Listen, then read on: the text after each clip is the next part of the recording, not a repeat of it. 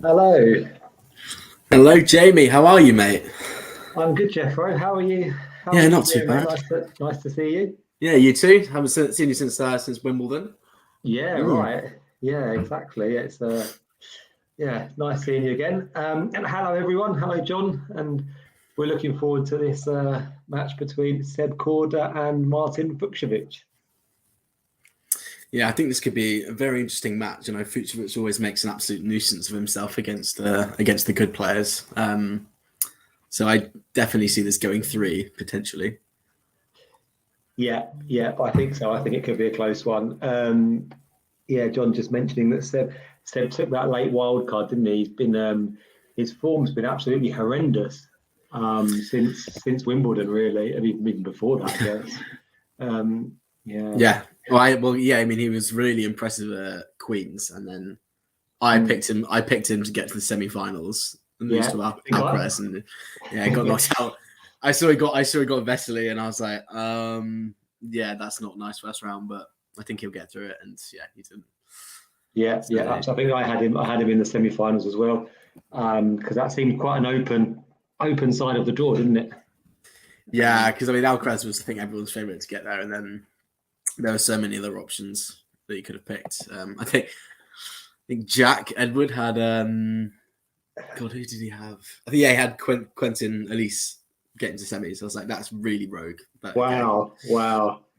I was I was hovering over Constant Lestienne as well, friend of the show. Yeah. But no, he was well beaten by Liam Brody, I think, wasn't he, in the first round? But I did see Lestienne won a challenger last week, which I was pleased to see. Oh, good stuff. Good stuff. Yeah. John's is asking if his team okay health wise. Yeah, so he withdrew from Winston Salem on Monday evening with illness. But he's just a few minutes ago posted something on Instagram of this really nice, really insanely nice hotel that he's staying at in New York. It's really eco-friendly, so he seems in good spirits. So I think probably more of a precautionary thing than anything else. He got ill 2019 US Open as well, and lost first round to Fabiano. So I guess no chances to doesn't really take any chances this week. Because he's winning the US Open for the second time, and we'll see in a couple of weeks. Wonder how that's going to play out for him, though, right? Because I guess he would have liked to have had some hardcore prep right before going straight into New York. Yeah, I think so. I think it's going to be. I mean, it's very interesting to see who gets first round because he still hasn't won a Grand Slam match since 2021 Australian Open. And he beat Kyrgios. Oh, is that right? Yeah, which is rather depressing to think about. But yeah, we'll see. I mean, he's got, he had, his first slam back last year, French Open, and he got Delian and was just not even a shadow of himself. He was so bad, and yeah, lost in straight sets. And then since then, he's had quite tough opponents. He's had Carreno Buster last year at the US. He had Rublev first round at the Australian Open, and then got Keshin first round French and Tsitsipas at Wimbledon. So not exactly the easiest of opponents at slams, but yeah, we'll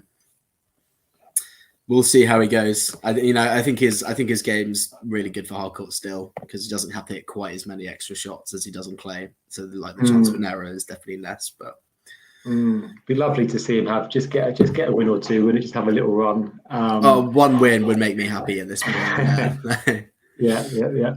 As so the first game of this one is Interdew, goes to it's a juice game. Jake coming in supporting Sebi.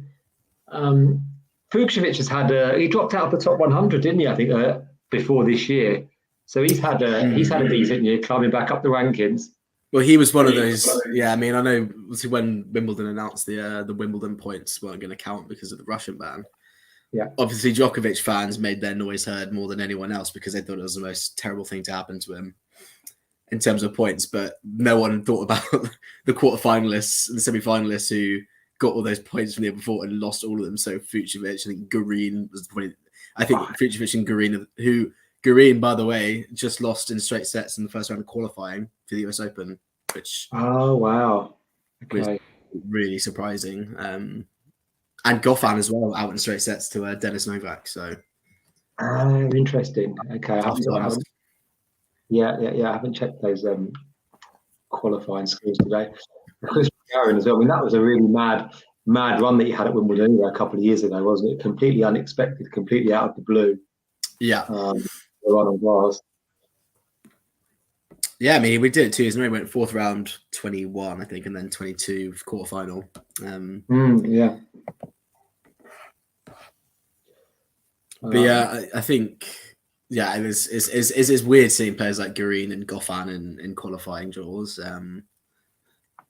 Absolutely, yeah. And obviously, a lot of it really does depend on when the entry list is officially out, because you could have like a really good week, but if it comes after the US Open entry list and you're not close enough to, getting into the main draw, you've got to qualify. And we saw that with like Linda Noskova at the Australian Open this year. So yeah. Just having a look at some of those. So Liam Brody's up soon, actually, in the qualifying. Friend of the show. Friend of the show, John. Yeah. Surprised we haven't got any like streaming access to that. Bruce Hawkins tennis. It'll probably be on Sky, but yeah. I mean, I was a bit confused because I saw that they're only showing Grandstand on Sky for the Sky showing the qualifiers. Yeah, they're showing the qualifying. That's good. Yeah, it's actually really nice. I've been watching it like last couple of days, and yeah, it's really cool. It's nice having Sky showing tennis again, but I know that I'm not going to have the option to choose any matches from the next 2 weeks, and that's going to really annoy me. So, but I'm thinking. I mean, if they announce exactly what they're going to do, because surely they're not going to take over the coverage and then just like have a worse product, right? So I wonder whether they'll sort of use the red button and just have the choice there. Well, I would imagine the red button option will. I'm certain that they'll use the red button option, but I use like my dad's Sky. So like I'm in London, I just use Sky Go, so I won't have red button options. So okay, yeah. I'll be wanting to watch like Schwartzman v some qualifier, and they'll be showing a top seed. I'm like, I don't want to watch this. Come on. We'll see. That's one limitation of Sky Go, isn't it? There's no red button option. Oh, it's so annoying. Doesn't make any sense. Nice photo there of Dominic Thiem as well. I did like the photos that John used on his power rankings video. Did you see some of those photos? I did. I was too focused on John in his excellent outfit that he was wearing. He tried to make about the players, but he stole the show. I mean, yeah. And he's just dripping with charisma. That was always his intention, I think, with that video. Of course. Yeah, I caught Gil Gross and Alex Gruskin's top 10 like power rankings this morning as well, actually. Okay. So some interesting episodes. Yeah, Zverev's been floating around. I think everyone's that I've seen so far. Alex Gruskin had his wild card of Davidovich Fokina at his number 7 spot, which I really enjoyed to see. He's the kind of player who I think everyone would love to see go on a run. Yeah, absolutely. Had a great run in Toronto, didn't he, as well? Yeah, no, he was fantastic. And yeah, I think Korda was mentioned. But I mean, for me, I think Korda is probably like the best American right now in terms of talent, but in terms of form, you've got to hand it to Tommy Paul, I suppose. Yeah. There's so many players though, isn't there? I mean, it's like, they've just got, Tiafoe's run last year was kind of out of the blue, right? Because Taylor Fritz was the American that he was hugely fancied this time last year. And yeah, by the way, I saw, I think Maxim Cressy as well is also down in the qualifiers. He's fallen off the face of the earth. I mean, yeah. It's weird. It's like I've noticed a couple of players this year who've said that they've kind of talked about dreaming big, and like Cressy saying that he wants to get to a number 1 and be like this ultimate serve and volleyer who like everyone fears. And since then, he's barely won a single match. and is well outside the top 100. And I remember Krejcikova saying that she wanted to be part of the new Big Four with Swiatek, Sabalenka, and Rybakina, and then immediately lost a lot of matches. Yeah. And now Bukova has probably taken her spot, really. That's true. Don't hype yourself up too much, especially like Zverev always saying, "Oh, I put myself in there," and then he never does anything. I think about 6 or 7 months ago, mate, or maybe a little bit more, Cam Norrie as well was saying that he wanted to be number one.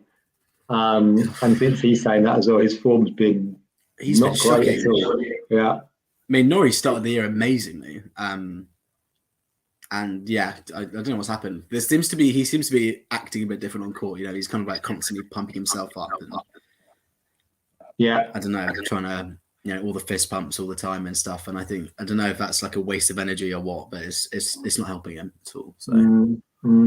By the way, Jeff, Ghosty's taking some umbrage with your best American. Well, I could challenge you by saying, is Coco better than Pegula right now? Because I'm having a hard time. I'm picking they are my 4th and 5th picks for the US, but I'm struggling to know which one to put in what order. And then Jabeur at number 6, if anyone was interested. And then the top 3 is obvious. In what order the top 3? I think I'd probably say Sabalenka is my top pick, and then probably Swiatek, then Rybakina. Okay, Sabalenka, interesting. Why is that, Jeffrey? Well, the conditions in New York seem to get quicker every year. I mean, I went Team won it in 2020, and it was pretty fast. But like a year later, they were just so much quicker. And I just think if I look at the top players in the women's, and I just think Sabalenka's game rewards, fast courts the most, I would say. But this is the thing with her and Rybakina, it always comes down to them on the day. Swiatek can be playing badly, but she can still find a way through because she's got much more margin in her game and she's so much more consistent than both of them. Collins, Ostapenko, and Trevisan. Nice. I love seeing Collins have a good run again. She's always great value. She is a lot of fun.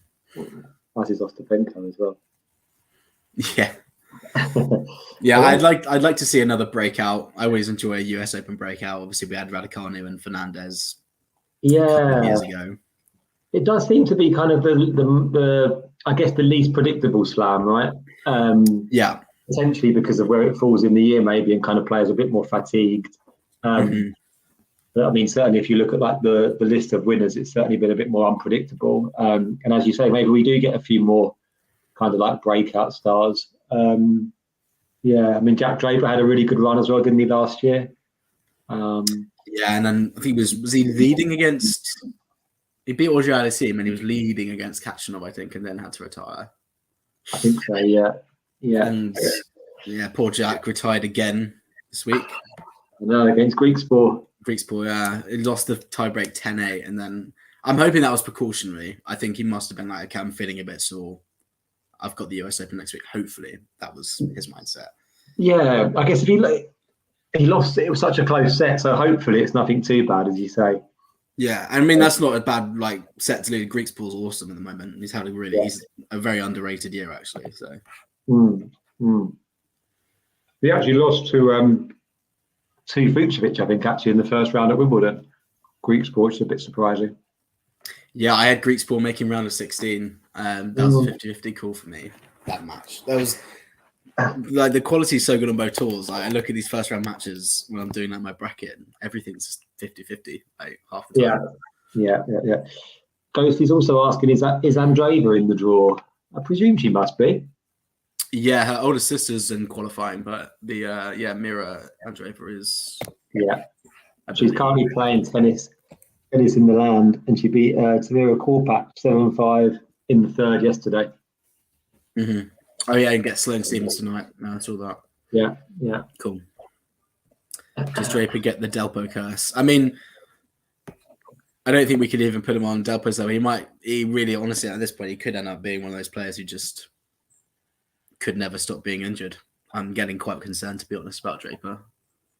Yeah, or Delpo. Especially as I think he's the most exciting British male player we've had in a very long time, aesthetically to watch, and how big his game is, and how we know he can take on a lot of people. Ebo's aesthetically lovely to watch, though, Jeffro, as well. Oh, I do love watching Damon. When he's playing well, when he's playing badly, he's not so nice to watch. But when he's when he's playing like he did in Washington and Montreal last year, yeah, I do love to watch that. I know what you mean. He's got that big explosive game, which Evans, I guess, doesn't have. I mean, Kyle Edmund, I guess, kind of had that a little bit, didn't he? A big forehand, but maybe he wasn't quite as there was something maybe a little bit kind of one-dimensional, perhaps. But again, he didn't really get to fulfill his potential at all. No, and last I saw of Edmund, he was playing first round of Madrid, lost to Team in straight sets, and then pulled out the French Open, injured again. And I don't know what he's doing now. It's disappointing. Mad, yeah. But then there used to be an investigation at the LTA at this point, because why can you not keep any of our players fit? It's really quite annoying. We've got Raducanu. We don't produce many. We produce like one every couple of years, or two or 3 years. Yeah. And, just think of all the injuries, like Murray's injuries, Draper's, Raducanu's, Edmonds. Norrie's done well to keep fit, but he played college. Well. Exactly, Robinson. But Norrie played college tennis, so he didn't need to go through the terrible LTA program. That's it. What are your thoughts on Korda's chances at the US? Yeah, I mean, I think he potentially needs I think he could do a little run here, right, just to get a bit of confidence. I don't think he's either hasn't won a match since Wimbledon, or maybe he's won one. Won this week. Okay. He beat Bonzi 6-2, 6-3, so that's a good win. Although Bonzi's been a bit off for the last year, but definitely the two recent Masters he's kind of lost first round, I think. So he'll be really disappointed with that. He needs a bit of a run. I mean, he's definitely capable. If he's playing at his best, right, he's capable of getting to the quarterfinals, I would say, and then depending on draw, you can never really tell. No, we would never have had Tiafoe in the semis last year, so or even Hatchinoff, I guess, as well. Yeah, and Hatchinoff's back for the US Open. I thought he'd pulled out, but he is playing. Absolute slam specialist, isn't he? He is, yeah. Well, so is this is one interesting guy that came up. I think John gave him an honourable mention, and then on the other power rankings video I watched, they both mentioned Ruud just around kind of the 10 position. Simply because obviously Ruud's, he's not having the best of, apart from the French Open final, Rome semi-final, he's not having a very good season. He's just such a beast at slams. Like he gets an okay draw, he can just motor through it, and he's got great endurance and he's got good weapons. So I'm going to be very interested to see what his draw looks like, because I'm tempted to pick Ruud to the quarters at least, just because he's so good at 5 sets. But I think Casper Ruud would be in my top 10 still. I think just because of what you said, because of the what's he made? He's made 3 of the last 6, I guess, or 3 of the last 7 slam finals. 6, yeah. 3 of the last 6, exactly. So I think just for that reason, he has to kind of be in the top 10 regardless of his performances elsewhere on the tour, because he's almost been a slam specialist as well himself. Rublev, we kind of know Rublev's level already, don't we? We know he's very likely to reach the quarterfinal, and then that's it. Whereas Casper Ruud, I guess, maybe he's a bit more of an uncertainty as to whether he'll actually get there. But if he reaches a quarterfinal, he's got a good chance of going even further. Yeah. I will say, I mean, if the draw comes out and the projected quarterfinal is Djokovic and Rublev again, I'm actually going to start asking serious questions as to why those two keep drawing each other. I know, but then it doesn't make sense. Yeah, it's true. That kind of seems like a real one-sided match. But then again, we did see a hoodoo get broken last week, didn't we? We saw Goff beat Swiatek. So yes. These things, I guess, do come to an end, but I don't think I would back Rublev to beat Djokovic. No, I was there for the I was on court. No, I sent the court for the Djokovic-Rublev quarterfinal at Wimbledon, and Rublev played really well. I was going to say Rublev played well, yeah. Yeah, it was a really good match actually.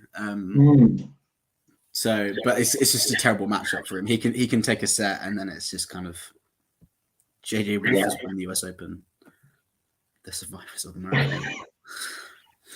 God, Steve. That's the power of the old mullet talking. Yeah, I really want to see as well with the draw. I just want to see Djokovic and Sinner on the opposite side, not on the same half, and also Alcaraz Medvedev not on the same half. If we could just have those semi-finals switched around, right? Yeah, that's exactly what I'm hoping for. Yeah. I was thinking about it last night, and I was like, I think that's the final four I want to see. But yeah, just in reverse, because obviously we had it at Wimbledon as well. Yeah.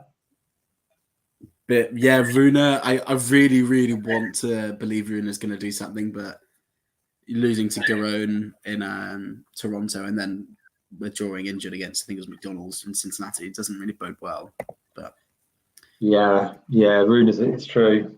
I'd love to see him do well as well, but when he had a good Wimbledon, didn't he? But yeah, he's not been able to build on it. But, I was there actually for the Alcaraz Rune, so maybe it was the day before or after you.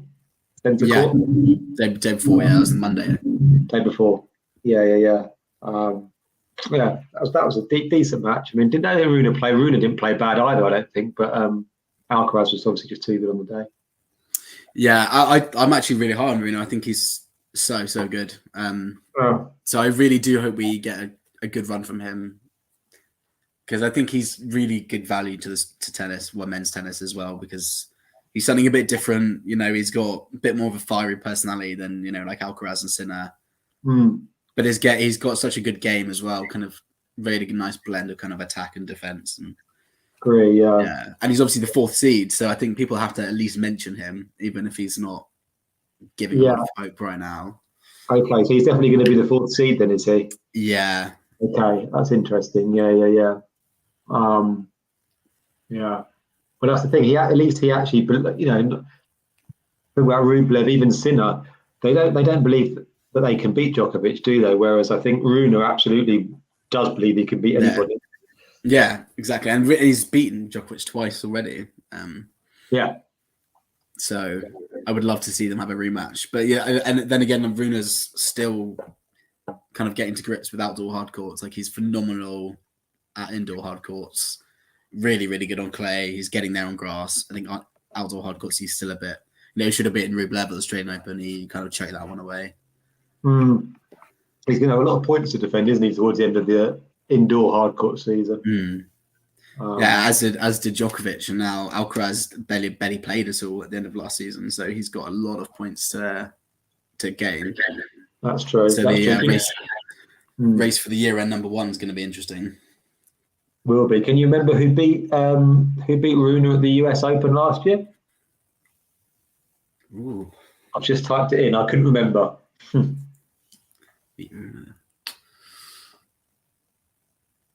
Anyone in the chat as well? Help Jeffro out. Oh, that's a good question. I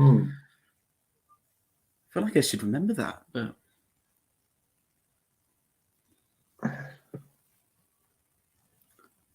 was it Norrie in straight sets?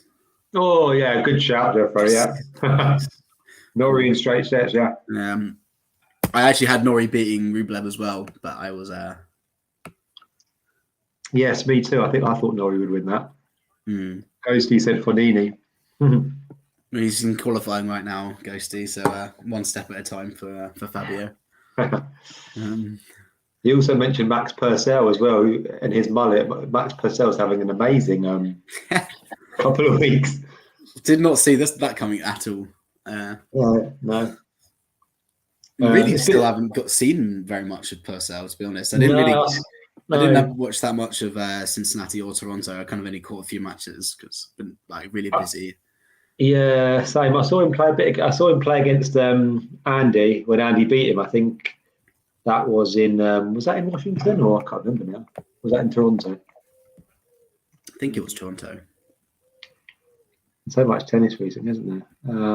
Toronto. Yeah. But that was very close, and he played well in that one. Yeah, and we caused Alcaraz trouble in Cincinnati as well.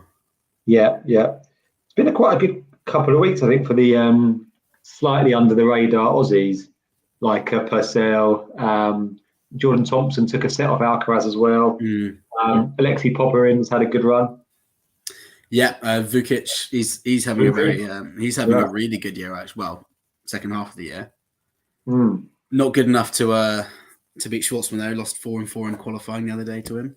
But, not everyone can beat the GOAT, but that's fine. Come on, Diego. Yeah, he needs goodness me, does he need a favourable first round because he's got third round points to defend. He's already dropped to like 120 in the world, so he's bless him.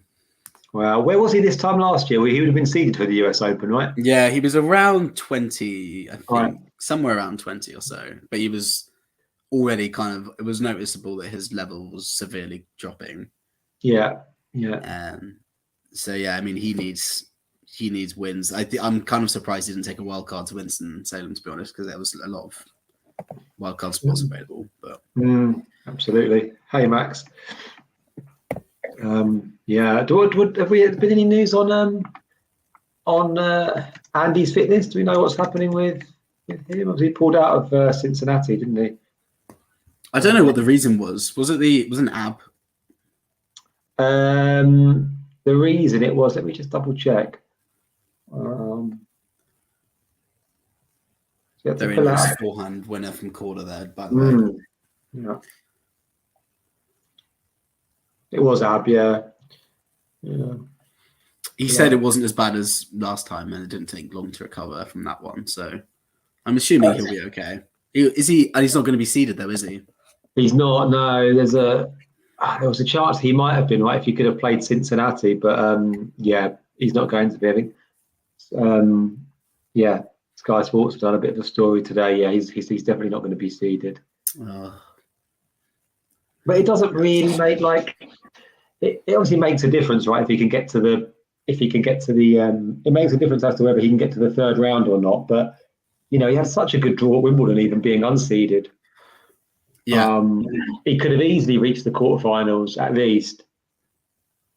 Yeah, yeah, and he's if you're a seeded player, he's not exactly going to be thrilled to see Murray. That's not an easy first round, whoever you are, because it's going to make you absolutely work your ass off every single point, every game. So yeah, he's one of those players that's going to be horrible for one of the seeded players to draw, and I think he might do, but I think he might get an okay. A seeded player that he can definitely beat. I can see that, like Cerundolo last year. Yeah, this time last year, Cerundolo was pretty woeful on hard courts, but if he got him again, I wouldn't be so much in Murray's favour. I don't think. Yeah. But yeah, I mean, obviously, I still think Andy's best tennis comes out a lot of the time in Australia. So if he can pick up some wins in New York and have a good end of the season, he could well be seeded for Melbourne. So. Yeah, he's got the third round to defend, hasn't he, in New York? But I'm not sure if he did much more after that. I can't really remember his end of the year last year. I don't think it was great. Just as Fucsovics nets that, did you see that half volley at the net? I think I'm slightly behind. I won't give any spoilers away. Nice. Like Fucsovic's forehand is always talked. Oh yes, Fucsovic's slice is always talked about, but I do really like his forehand. He hits it with so much venom. Yeah. Ghosty said if Draper and Raducanu make a baby, he or she will need to be swaddled in packing bubbles until college. Yeah, exactly. No lies told. Was Andy's grass season a bust? I guess it was quite underwhelming, really, wasn't it? What was it? He won those two challenger titles, and then that was I think gave everyone hope. And then Drew Dimina first round at Queens, and Dimina was on fire. Yeah, he was amazing. Yeah. And then what? Yeah, so, I mean, I still feel like he should have beaten Tsitsipas, but he would have beaten him if that match would have finished that night. I think so. He was on top. He had the momentum.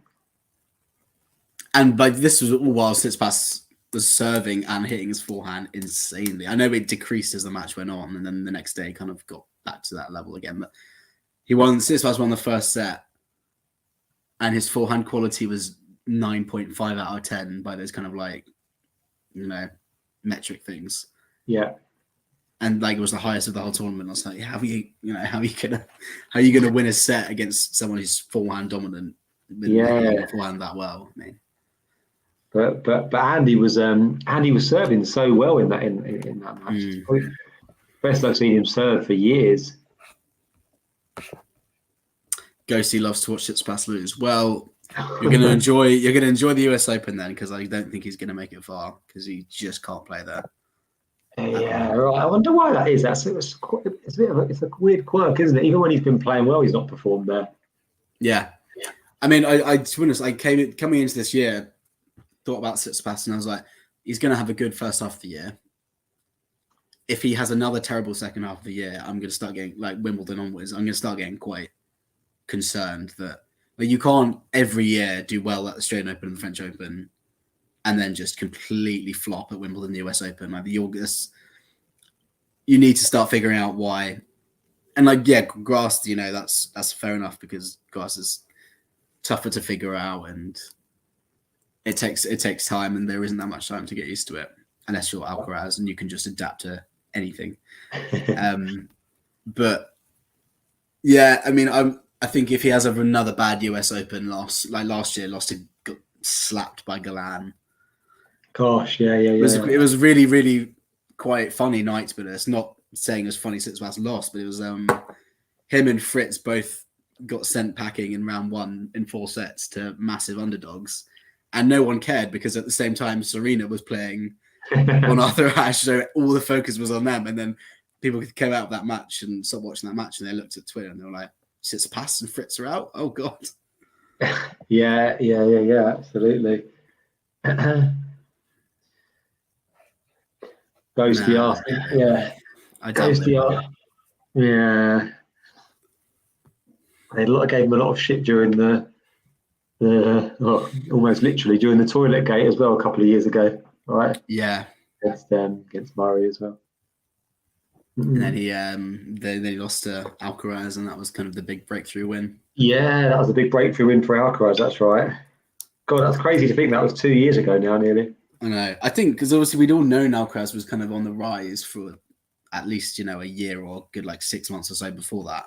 I think it was when he just routined Norrie in the first round, Alcaraz, that year. And that was the moment I knew. For some reason, I don't know, something inside me was like, yeah, this he's it. I don't know why people might think, oh, Norrie's not a top 5 player. Why would you think that? But I don't know, something inside me, I was like, yeah, that's it. And then yeah, that was a huge win to beat Norrie at that stage. Norrie probably playing the best tennis of his career, possibly then, right?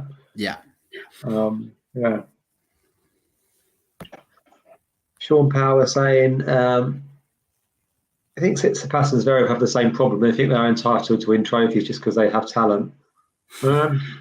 Potentially harsh, but I can kind of see where he's coming from. Yeah, I would certainly say that's more relevant to Zverev. I think it is a bit more relevant to Zverev. I think, but I do think there is a touch of it about Tsitsipas as well. Yeah, I think Tsitsipas is a bit more humble, but still, I think secretly is like, why am I not winning these big titles? But Zverev just comes out and says, when the ATP do their videos, like who's winning Madrid, who's winning this, he's always saying himself, I'm winning the French Open this year. Yeah, really, one top 10 win in your entire career, Grand Slam level. Good luck, mate. Oh, oops, yeah, absolutely. Sorry, Jeff, I forgot you were behind. You're just about to see. You'll see something good in a sec. That's okay. Yeah, exactly. That. Yeah, it's also Zverev's game as well. It's not like he kind of comes out and performs like he's. See it. Unbelievable backhand from Fucsovics. Lovely, wasn't it? Really nice. Gasquet-esque, or lovely one-handed flick. It's not like Zverev kind of comes out and even the way that he talks off court. It's not like he comes out and has the big game, is it? And he it's kind of quite contradictory, I guess, to his style as well. It's quite defensive, isn't he? Yeah, I mean, in my opinion, he's got the ugliest style of tennis that I've ever been forced to watch in my whole life watching tennis, and I've been watching it since I was a child. I can't stand it. It's kind of big serve and then just wait for an error. And if he's playing aggressively, even then, I just think his style is still hideous, personally. Yeah. Whereas I think when Tsitsipas, like on the Australian Open this year, apart from the final where he was just neutralised. You know, when Tsitsipas is in full flow, he is really good to watch. Yeah, he's very graceful. Yeah, yeah, and yeah, the backhand could be a million times better, but the forehand when it's on is really, really excellent. So yeah, I agree. Oh, fairly big point here, right? 3-4, 30 all. Yeah, I'm still a bit behind, but yeah. Mm. Fucsovics is pressured every. He might not have had that many break points, but he's pressured kind of Korda on every service game. They seem quite well matched forehand, like on both ground strokes from the back of the court, to be honest. And we've got a break point. Yeah, we do. That's the first one, right? I think. Sinner and Runa may step up their game, seeing Carlos win the slams. Yeah, I'm still someone who's very, as I said, really high on Runa. I think I need to see more of him and Alcaraz playing each other on all surfaces, because I think they could have a really, really awesome rivalry. I think Alcaraz just, is adapted to the grass so quickly that he just outclassed him, really. Alcaraz and Runa on clay would be really interesting. Oh, I think it would be awesome. I think Runa's his main enemy right now is his fitness and longevity to go. Oh, you're doing some shopping, John. They look very nice. How cool are these? Is that your latest footwear, John, for when you play Boiler Boy? Those are nice, to be fair. They are nice. Sean says Tsitsipas is more redeemable and definitely better to watch. Yeah, I completely agree. And also as well, I think kind of he's cooking the world's best lasagna. What's he doing, John? John, you're supposed to be watching this. It's in the first set. Oh, another break point. Wow, that was a really nice point. Yeah, lovely passing shot. Ghosty not holding back on Tsitsipas again. There. Tsitsipas is graceful the way a cockroach is when you're chasing after a little bugger waving a steel toe boot above your head. That's harsh. That's mean. I would say his backhand, his attempt at a backhand slice is probably comparable to something not so graceful, but and maybe his one-handed backhand is potentially the least elegant one-handed backhand I think you'll probably see. Yeah, or Musetti. I'm still not sure if Hills and Musetti is less visually appealing, but you got. Gasquez. I think Gasquez is the most beautiful. Yeah, and then Wawrinka is probably the most raw power. Federer's probably technically the best. Oh, but then I'd give the overall edge to Team, because Team can do everything with the one-handed backhand to such a high level that I think his is the most complete. That makes sense. Yeah. Possibly. Like Federer, you take his slice. Wawrinka, you take his power. Gasquet, he's kind of got a bit of both. I just think Teams overall has it all, but that's probably slightly biased on my part. But yeah, you mentioned Federer as well, but that his backhand used to really, really cause him issues, didn't it? Early on in his career, before he kind of changed his racket, really post 2017. Yeah, it was 2017 when it became a real weapon. Yeah. I guess the casual tennis fans are always kind of like, oh my god, Federer's backhand is amazing. But that's because it was aesthetically very pleasing, but it kind of used to Get anyone who says that. Get anyone who says that. Just ring Owen. Get him on the phone, and he will rant about one-handed backhands and how Federer's wasn't actually that good. He hates it. By the way, Fucsovics has got the break, and he's now serving for the set. Yeah, he just. I don't know. I haven't seen Korda hit with that much intent so far. I don't think. And Fucsovics really solid. Liam Brody update. Break point. Oh, he's a breakdown. Well, not on what we're looking at the moment, but maybe John's getting text updates from his coach. He's 4-2 down now.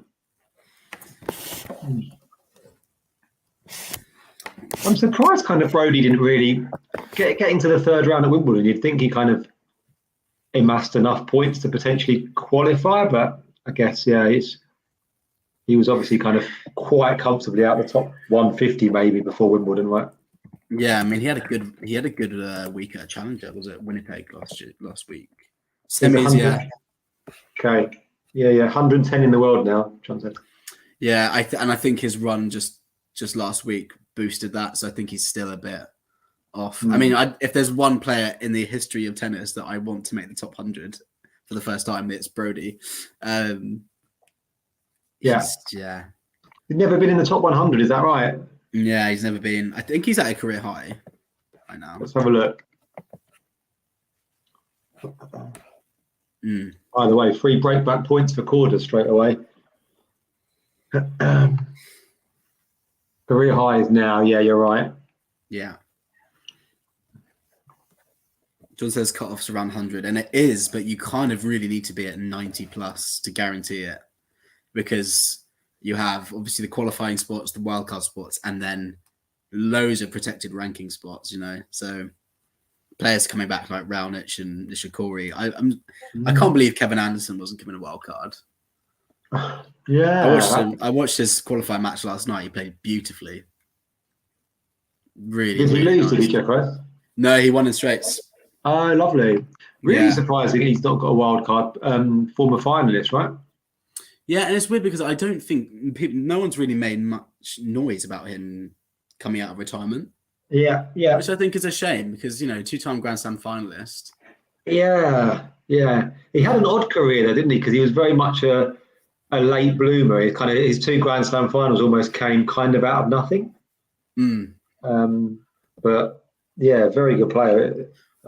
I mean, that 2018, it's bizarre that 2018 Wimbledon, because you had Anderson Isner in the semis. Oh my God. 26, 24 or whatever.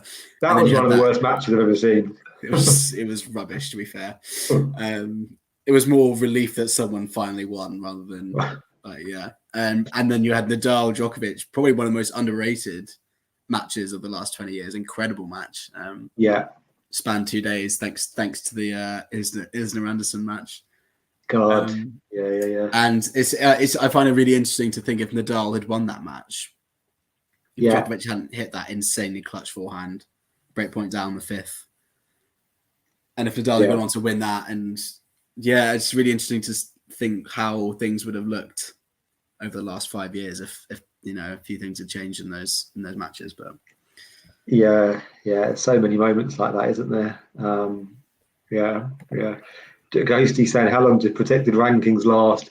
Raonic hasn't played since John Major was Prime Minister. I have no idea, to be honest. No, well, I saw even Carl Edmund had a protected ranking for Madrid, I think. Yeah, and French Open. And the French Open, yeah, absolutely. So it lasts a long time. Janie saying she's bringing her kiddo's collection of small cat stuffed animals to line up by the court when Sitsi plays. Oh, but that's nice. What is that a reference to the? What was the noise that someone in the crowd was making when Tsitsipas was playing? It was a bee, wasn't it? Yeah. So odd. Maybe that was Janie herself at the crowd in Cincinnati. Korda just missing that forehand down the line, by the way. But he did break back, so... He broke back, yeah. See, I want to commentate on the match, but there's just so much to talk about with the US Open. It starts in like 4 days. Like. I know. Ghosty saying that Tim Henman and John Lloyd still have protected rankings. And Barry Cowan, I think, as well. Well, that reminds me of just this kind of actually brings us back to Kevin Anderson, because I saw Vance tweet yesterday that he thinks if you're a former finalist at a Grand Slam, you should automatically be given a wild card. Right. Kevin Anderson said that? No, Vance said that because it was about Kevin Anderson. He thinks it should be a rule going forward. And someone someone was like, "Oh, but then like Leighton Hewitt," but I'll be like, "And what? Who the hell's going to complain about Leighton Hewitt playing? I love him. Come on." Yeah. You would get some people coming out just for that, though, wouldn't you? Yeah, they need to like put. They had to be like, yeah, they need to kind of put a rule in place. The guy that lost to in Rafa Nadal's first ever French Open final, Mariano Puerta. I think he turned out to be a drugs cheat, didn't he? Him coming back each year to play at the French. Yeah, Gaston Gaudio, French Open winner in 2004. Yeah. You know, he'd be coming back every year. Suzanne Longland, wild card. So there would need to be some sort of, you know, rule where you need to be an active player. Yeah. Before the draw comes out. Sorry, not before the draw comes out. Before, like, when the entry list comes out, you need to be active at that point. That would be a very easy way of doing it. That's true. Well, I can't think of many situations where that wouldn't happen. I think this Kevin Anderson one is a real outlier. I don't think it happens very often at all that a former finalist doesn't get a wild card if they're in that position. Yeah, I think they must have just. I don't know. Did it slip their mind, or forget about him? Yeah, they planned the wild cards months ago, and then he came back in Newport, and they'd already planned the wild cards. I don't know. Yeah. They obviously, you know, every slam is going to give more wild cards to the home nation players, and I completely respect that. Yeah. And do they not have to give one as well? Australia have to give one to USA, don't they? Does it work the other way around as well? Quite possibly. Yeah. There's some kind of agreement there, isn't there? I think. Speaking of wildcards, the Australian Open, I'm very interested to see if Bernard Tomic can deliver on his promise and qualify for the main draw next year, because he wasn't given a wildcard this year and said that's okay, and I'm going to work my ass off this year and I'm going to get back. And to be fair, he's won quite a lot of matches at challenger level, and I've tuned into some of them. He's playing pretty well. But okay, let's see where he's ranked now. Yeah, I'm having a look now. So he lost a couple of weeks ago to Federico Coria in 3 sets. That's not a bad loss at all. No, he's ranked 291. 291, and he was like 500 and something to start the year. So he is. You know, if he could have a good end to the year, if he can make the qualifying for Australia, then yeah. Hopefully, he doesn't have his head turned as well by was it a few years ago? He had his head turned by "I'm a celebrity, get me out of here," Australia, when the Australian Open was on. Yeah, he was there for like 2 days and quit. Did everyone spot Goran Ivanisevic in the "How many slams will Carlos win" video? No, I didn't actually. Did you, Gemma? I didn't see that. No. I'd like to know what his answer was, though, as Djokovic's coach. Looking like an easy hold here for Fucsovics to at least guarantee himself a tiebreak. Yeah, we didn't see it, John. Go on, John. Tell us what he said. Yeah, it's in the first 5 minutes. Teasing us.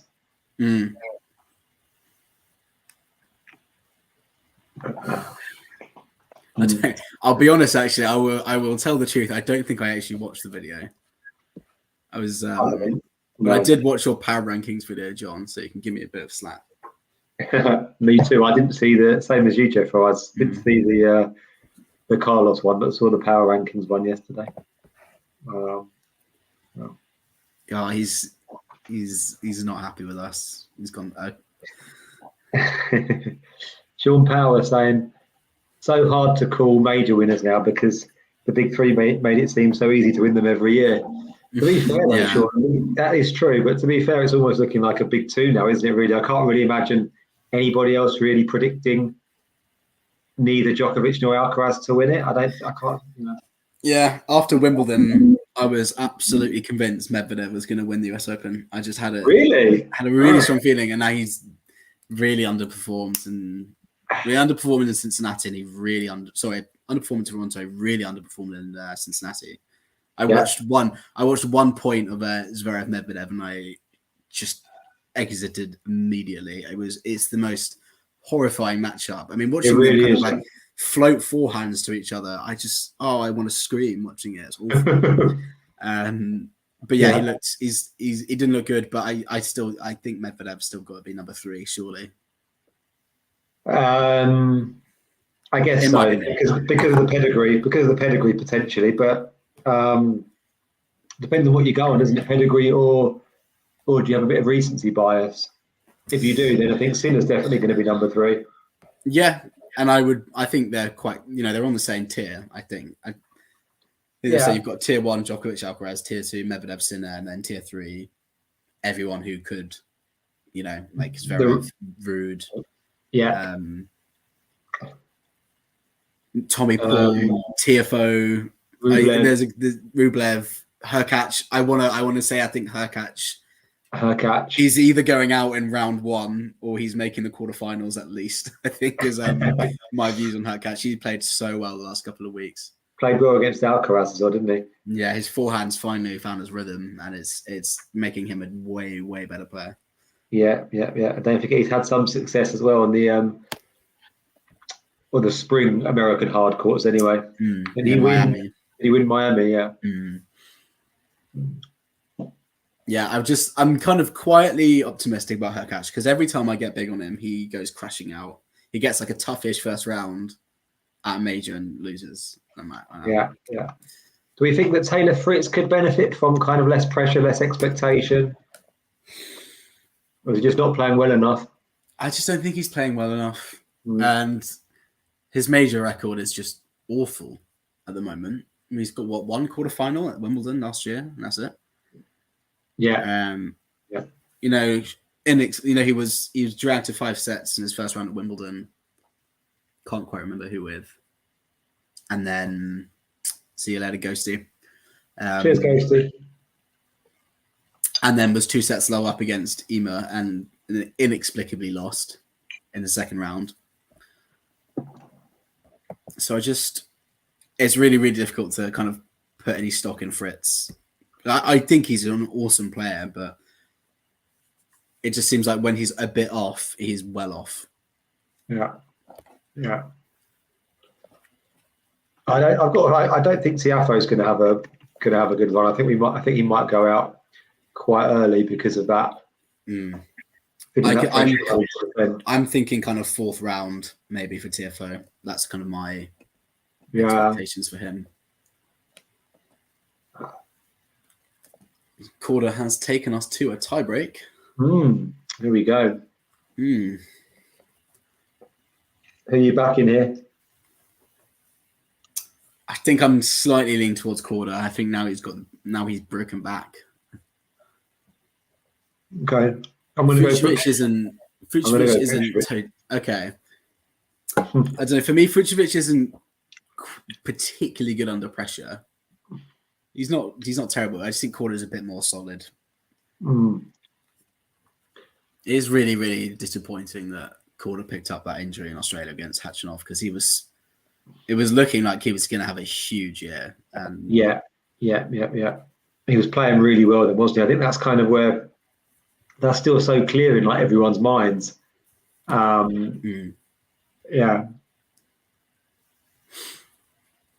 Then he had that one at Greens. It was a double fault, yeah. Korda's 1 love up. He was really talking himself. That's another player who was really talking himself up at Wimbledon, Seb Korda. I'm one of the favourites. Yeah. And then that influenced our picks, didn't it, on the bracket? Yeah, completely just destroyed everyone's. And then I think there was loads of like kind of 50-50 calls in round 1 I don't know what on earth I was doing when I did my draw, but I had Lloyd Harris getting because he has I had Lloyd Harris going far, yeah. 4th round, yeah. He had a really good section of the draw. And I was like, you know what? He's playing quite well right now. I'm picking him together. I had him in Greeks Paul going 4th round. Right. And they both lost 1st round. I was like, cheers, guys. And then when I've seen like Lloyd Harris's results since then, I was like, how on earth did I have him get into the 4th round at Wimbledon? I'm glad we had the same thought on that.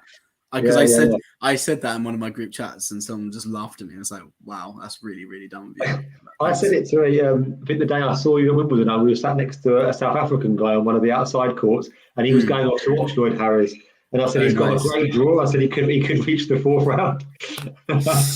Completely jinxed it. Yo, Jane, Karen is playing the US Open. Yes, he is. He's Sky was showing him last night warming up, so he looks fine now. Hopefully. Did you? We did meet at Wimbledon, John. Yeah, we did. In the queue. In the queue and outside. So I'm going to say number 2 court or number 3 court. Three. Yeah. You were going in for Fritz's match, and I just watched Schwartzman beat Kekmanovic, and I was high. I was on a high, but I was also really dangerously dehydrated, and I was really sunburned because I've been in the queue for 8 hours and not put cream on and not drunk enough water, and I'd not eaten anything either. So I was feeling rather unwell, and I was like, I don't want to be one of those embarrassing people who collapses in the crowd and everyone has to get you medical attention. That's never going to be me. And I was like, play ends in 15 minutes. I'm going to go now. Well, we actually sat down to watch Taylor Fritz, and it was immediately suspended. So we didn't see one ball. No. But then we did get into centre court. We watched about 15 minutes of Sinner. So that was quite good. Hi, Terry.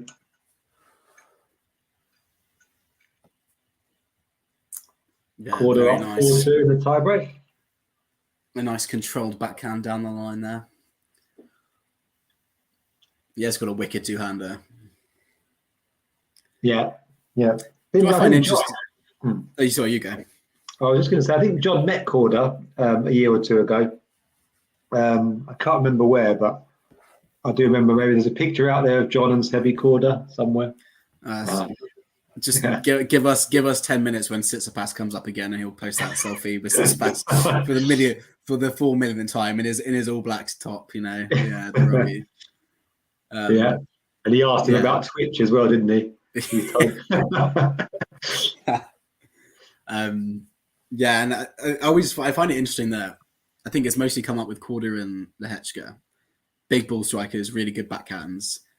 Burdick is always a comparison. Every time I go on Twitter and they're playing well, they're like, "Oh, it reminds me so much of Thomas Burdick." I'm like, I remember Burdick being such an amazing, compact ball striker. And Sinner, Lehechka, and Korda always get compared to him. It's right? Nice, yeah, I can see it with Sinner. Absolutely, yeah. Yeah, and Korda has lost his mini break with an error. Back on serve. I do really miss the Burdick Songa Ferreira era. Yeah. Or the non-era, I guess, right? I know what you mean, yeah. I think what's really nice is they all made one Grand Slam final. They all had a Slam final. So Burdick did it at Wimbledon, didn't he? Yeah. Lost to Rafa. Yeah. Songa in Australia? Yeah. Yeah, quite early on in his career, yeah.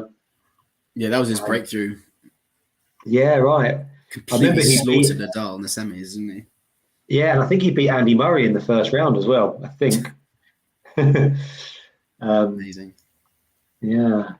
And then Ferrer got absolutely slaughtered by Rafa, didn't he, in the French final? Yeah. No, he wasn't the first man, and he wasn't the last, as we've seen over the years.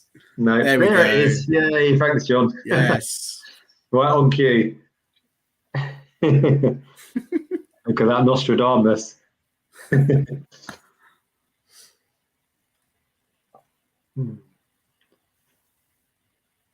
Very big point here at 4-all. Oh, yeah, he's nailed it. Lovely forehand Korda there. Yeah, he's got a mini break back, I think. You probably saw that about 15 minutes ago. just come up on my screen. That's weird how Prime has such a difference, isn't it? It's and sometimes I'll switch over to my laptop and I'll put it on there because I'm putting something else on TV. And then it's 10 seconds ahead. I'm like, why? I'm just pausing mine for a bit to see if we can sync it a little bit. Cool. Oh, now I've done that thing where I paused it. There we go.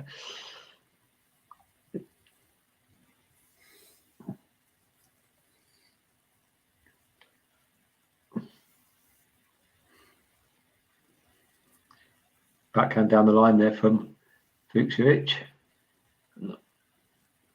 He's gone for the drop shot. Oh, seen that, Jeffrey?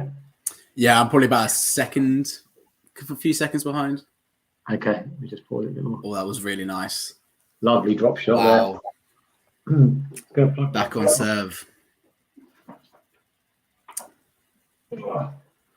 Charger real quick. All right, Jamie, we've got a very good question here. Yeah, just seen that from Cedric.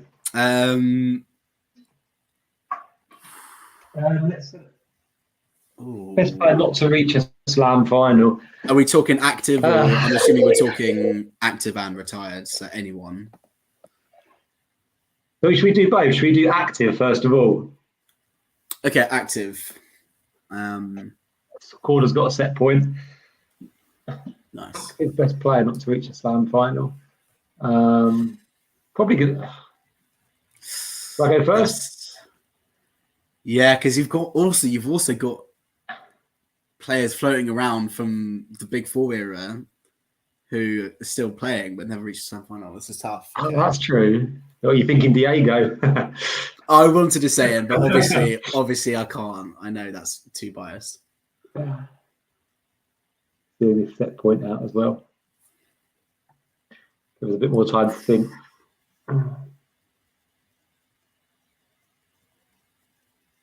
Quite a tasty rally. It was a hell of a serve to start. Great return. Yeah, that was a nervy forehand from Korda. Oof. Oh, such a deep backhand from Fucsovics. It's gone long. Oh, wow. That was great defense from Korda. That was. First set in the bag. 7-5. Okay. There we go. Right, this is the perfect mid-set discussion now. Okay. Right, let's hear yours first. Well, so best active player not to reach a Grand Slam final. I mean, for me, it's either Sinner or Rune, but I'm gonna go Sinner. Okay. Just because I guess if you're thinking about, you've got the US Open coming up, and we're thinking which player, I guess, who hasn't won a Grand Slam has got the best chance, right, at the US Open. It would have to be Sinner, I think. Yeah, I would go with Sinner, and I also think it's tough with those two because you know that they will at some point. They're just way too good not to, and they've got so much room to improve. I think I've got my answer. Of all but time, he is no. So this is active, but he is a bit older. Oh, it's not to reach a Slam final as well, isn't it? Yeah. So he's active. Yeah. Fernando Verdasco. Wow, okay. Good shout. Yeah, for me, the best tennis match of all time in terms of quality, sustained for the whole match, is Nadal Verdasco 2009 Australian Open semi-final. Verdasco played the best match of his entire career and still lost, and I think that broke him somewhat. He was never quite as good, I don't think. He had really good matches here and there. Yeah, but the quality, I mean, there's such a quality player back in his day. And so I would probably lean towards him. If he was retired, I probably would have said him. But then I think I've got my pick for retired as well. So you go if you're retired. Okay. That's a really good shout for Verdasco. I'm just trying to. I had one there, and it's just kind of come out. I mean, I'm thinking that. Could Gasquet and Monfils potentially be up there? So, well, they're both active, but Gasquet was my active, of course, yeah. Gasquet and Verdasco were my two picks for the active one. But okay, Monfils is also a good shout. But yeah, in terms of retired, it's actually, Tim Henman. I get Tim. You got to 6 semi-finals. That's. I wonder who's got to the most semi-finals without getting to a final, right? I think that's got to be up there. Tim's record. That's a good thing to research. I would like to look into that. Yeah.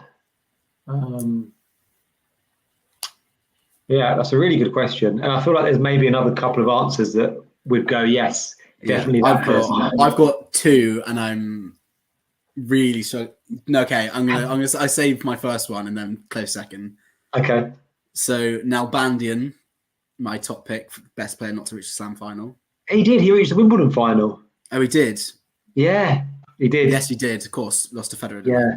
Sorry. Yeah. Okay. Then that makes my answer a lot easier. Davydenko. Davydenko. Yeah. Wow. That's a great shout. Yes. I think that was like, I knew there was potentially someone who would be like, yeah. I think he's definitely better than all the players we've mentioned, I would say. Yeah. He was awesome. And it was a really tough matchup for Nadal as well. Yeah. I remember he won the World Tour finals as well, didn't he? But he was yeah. Did he win the World Tour finals or did he lose in the final, actually? I think he won. I think he won as well, one of the first ones in London. Yeah. One second, I'm just going to tell you. Maybe he beat Del Po. Yeah, he beat Del Potro, yeah. Yeah, that's a great shout. Davydenko is a superb player. Yeah. Brilliant shout. Yeah. So your great question. Thank you, Cedric. That was a really good question. I enjoyed that. Yeah. I went quite nostalgic. So yeah, Velasco and Davydenko, but yeah. Wonder on the women's side. Yeah, I tried to think of women's, and to be honest, so many of them have made finals. So many have made finals. Yeah. It's so tricky. Terry saying, "Who are these two guys? I don't think I've met them before." Are they talking about me and you, Jeffro, or Korda and Fucsovics? That's okay. I haven't met Korda or Fucsovics either.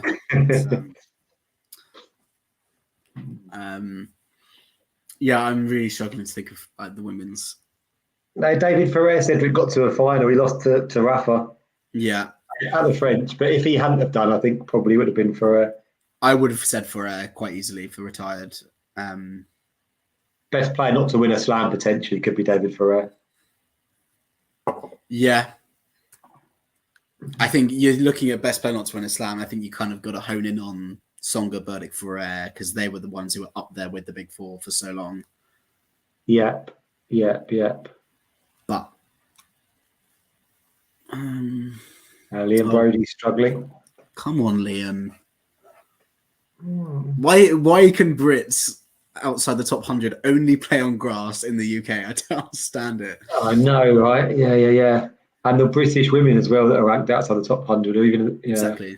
They're exactly the same. Bolter's having a good season. But who is? Bolter. She's having a good season. She's got a direct entry. Yeah. Have you heard of the guy that Brody's playing? Sells. I've got to say I haven't heard of him. Yeah, but I've never watched him. Okay, Gel Sells his name is. I mean, there's been some good first rounds in qualifying. So you had Heather Watson via Yastremska yesterday. I mean, that was a very comfortable win for Yastremska, sadly. For Heather Watson fans such as me, big fan of hers. Munar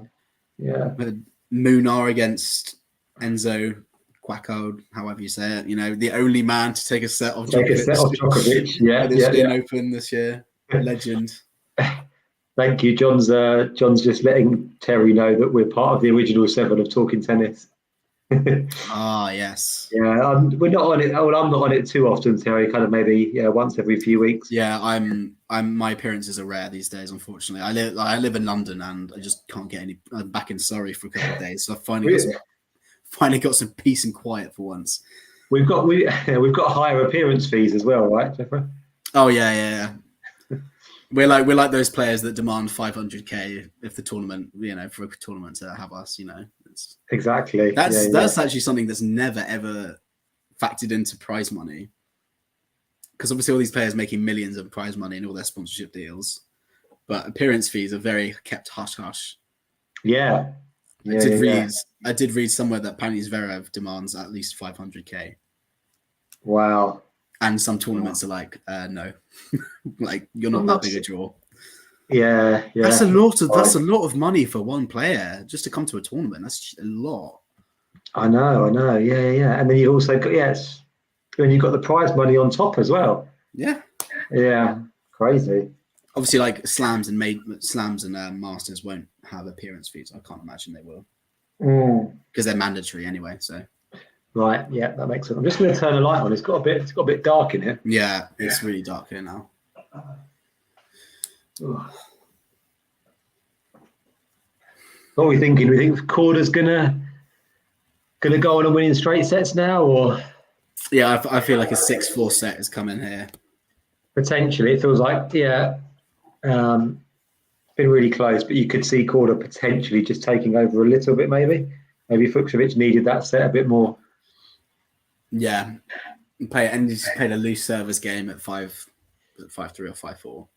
Yeah, when he was serving for it, and cost him. Yeah. Who are we going for? Just going to have a look at the draw. Actually, who are we going to to win this? To win Winston Salem? Who's your money on? I did have a winner a couple of days ago. I'm very surprised that Van der Zandschulp lost in straight sets. There's this Omni Kumar guy, like another 5'7" player. So instantly, I've got my own. We've got the big four of of Djokovic, Nadal, Federer, Murray. I've now got my own little four of players, kind of 5'7" or under. Right. So I've got Diego Schwartzman, Sebastian Baez, Arthur Ferry, the Brit, and now Omni Kumar, my boys. Amazing. Welcome to the little four, the kings. So he got a win over Van Zandschulp and Rinderknecht so far, so that's pretty cool. Wow, that's impressive. There's no. I don't think I've got anyone particularly as an outright favourite for this now that Van Zandschulp is out. There's no one really standing out, is there? I think Korda's got a great chance to have a run, but again, it's that conundrum, isn't it? How far does he want to go in a way? Because if he gets to the final and wins it, could that potentially be a little bit kind of debilitating, I guess, for his US Open? It's always a hard one. Exactly. But I think he's maybe because he's a bit shorter on match practice than others. So that is, if you've been playing loads in the build up and then you play the week before, that's when you're like, what are you doing? Come on. Yeah. It's like when people play all the Masters and the 500s during the clay season and they play Lyon the week before the French and they get to the final. I'm like, you are exhausting yourself here. Come on. Actually, I fancy Lehechka's chances. Lehechka, he's got. If Korda comes through this, I would like, and then I got a sneaky suspicion Michael Moe might make this week. I think Vukic might come through the other side of the draw potentially. He's playing Baez though as well, which is quite tricky. Baez, I mean, Baez got a hard court winning the other night, so that's great news because bless him, he's awesome on clay, but he's not. I wouldn't say he's terrible on hard courts per se. I know his record suggests he is, but I will never forget that those first two sets him and Alcaraz played at the US Open last year. It was incredible. Right. It was 7-5, 7-5 Alcaraz. It was such good tennis. So. Oh wow, okay, I can't remember that. It just escaped my mind. Yeah. I think the second set was my favourite of the whole year. Favourite set of the whole year in terms of quality. Wow. So probably helps that I'm a fan of both of them. So he can play. He can play on hard court. He beat Galan the other night, who thrashed Tsitsipas last year at the US Open. So not a bad result. But I think Vukic Baez's quarter of the draw looks a little bit more straightforward potentially. You got Cerundolo. Is that the younger Cerundolo? Yes. Yeah. Who is out of nowhere showing some good hardcore form. So that's good to see. Yeah. Chorich in there as well, but Chorich is not really doing much. Yeah, Chorich has kind of struggled since. Wow, he's kind of just been up and down really ever since Cincinnati last year. But yeah. I'm going to go for a Vukic, Vukic Lehechka final potentially, but it's very open. That would be good. Yeah, I'd enjoy that. Max Purcell in there as well against Griekspoor, which could be interesting. Mm-hmm. Actually, I was talking Griekspoor up earlier. I should probably not count him out either. It's quite open. I think it could be a really fun tournament. It's a real shame team pulled out because I would have fancied his chances against an out of sorts Rinderknecht and Van der Zandschulp quite easily. So that's a shame, but as long as he's 100% for the US Open, that's kind of the main thing, really. That's the most important thing. Yeah. Mm. There's definitely a few dangerous kind of floaters, isn't there, in the draw? Unseeded floaters. What, for this week or US? No, but for the US, I mean. Yeah. Yeah. Oh, there's going to be a lot. Yeah. Especially with all the comebacks as well. It's really the US Open of comebacks. We got Raonic, we got Nishikori. Is Nishikori playing? I think so. I haven't double check. Also, he's another. Let me double check. Okay. Maybe not actually. Looks like he's injured again. Because that he withdrew from Washington. Yeah. And Yeah. That would have been interesting. Whether he would have got another former finalist, right? Whether they would have given him a wild card. I think he had his sights on the US Open, but I guess maybe I don't think he's withdrawn yet. So I think maybe he's still in on protected ranking, maybe. Oh, protected ranking, yeah, possibly then. So very possibly, but they've announced their wild cards, haven't they? I completely missed the announcement. They have. I've missed it as well, but they have announced it. Let's have a look. Just reading about. I don't think his protected ranking is getting him in. Actually, looking at this article. Carlos Alcaraz and Yannick Sinner are practicing in Arthur Ashe Stadium tomorrow. From the US.